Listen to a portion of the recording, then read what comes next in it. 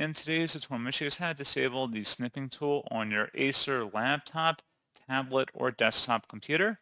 So this should hopefully be a pretty straightforward process here, guys. And without further ado, let's go ahead and jump straight into it.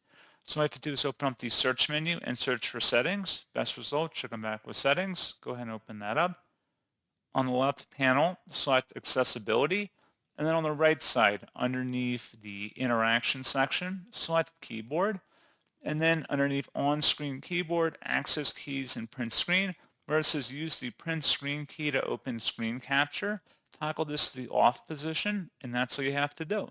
So pretty straightforward process, guys. And as always, thank you for watching. I do hope that was able to help you out, and I do look forward to catching you all in the next tutorial. Goodbye.